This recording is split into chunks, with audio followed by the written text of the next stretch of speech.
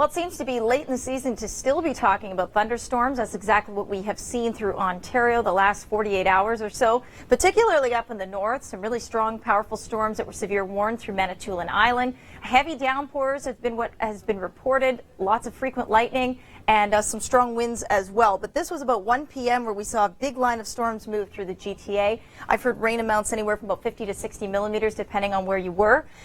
This was on Twitter as well by Sean Blanchett. 9 hours of no power in Oro-Medonte.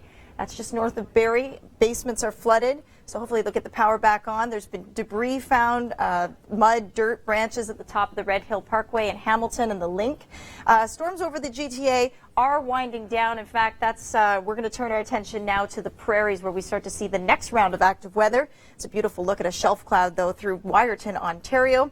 That was by David Chapman on Twitter. Thanks for sending that in. All right, today we have 3 triggers. We have a cold front through the central parts of Saskatchewan. Could see some storms break out along that. But the better chance is down towards the stateside through Montana and North Dakota. We have severe thunderstorm watches already in place for that region of Saskatchewan and Manitoba. And then as we get into the evening hours, it'll be into the foothills, what we call a lee side low or low pressure system development. So we see these lows that develop just east of the Rockies. Could be enough energy there that we get into some strong storms, possibly even tornadic storms in those areas that I've highlighted.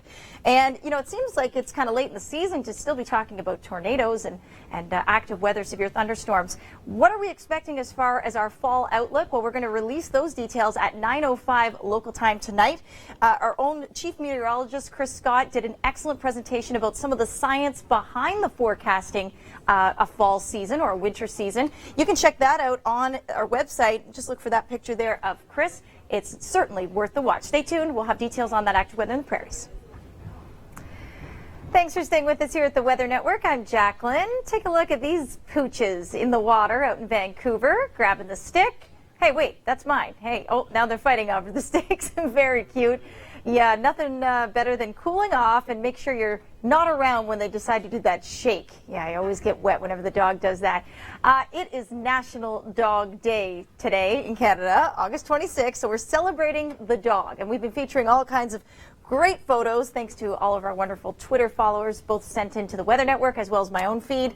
Dustin Remford, Lakeview Chaser, he sent this beauty. He goes by Mr. Wiggles. And yeah, looks like you're a prairie storm chaser, because look at that beautiful back. That's actually mustard. And Mr. Wiggles looks very comfortable in the mustard. One of our meteorologists here behind the scenes, Monica Vaswani, that's Sammy. Sammy just got a haircut, and normally you can't even see Sammy's eyes. Thanks for letting us showcase your dog, Monica. And David Francis says this is Nova. She turned 1 year old last week, and she's kind of covered in mud. What a cutie. Those eyes are very, very sweet. Isn't this fun? See, you come to the Weather Network, you get to look at dogs. Nathan Leinwicki, don't leave me here in Edmonton.